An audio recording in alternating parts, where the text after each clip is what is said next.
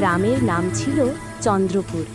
শীতের সকালগুলো সেখানে মানেই হালকা কুয়াশা, খেজুর গাছের পাশে আগুন পোহানো মানুষ, আর দূরে দূরে ভেসে আসা ভাপা পিঠের গন্ধ।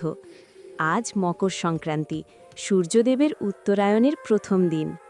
ছোট্ট রাহুল ভোরেই উঠে পড়ল। আজ তার সবচেয়ে প্রিয় দিন, কারণ আজ সে বাবার সঙ্গে ঘুড়ি ওড়াবে।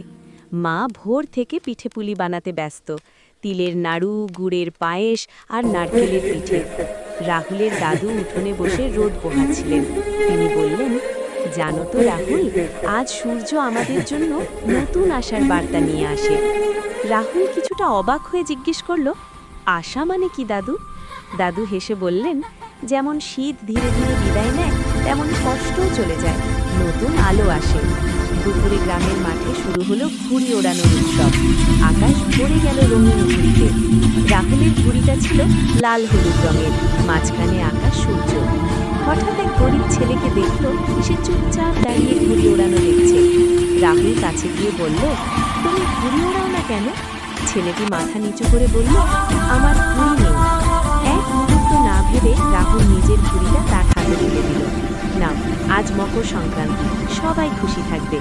ছেলেটির চোখ জ্বলে উঠল আনন্দে। আকাশে ঘুড়িটা উড়তেই রাহুল অনুভব করল তার বুকটা যেন আরও ভরে গেল।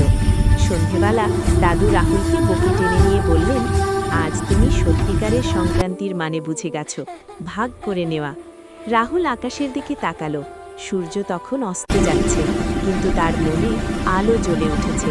সে বুঝল, মকর সংক্রান্তি শুধু উৎসব নয়, এটা নতুন পথে এগিয়ে যাওয়ার শিক্ষা।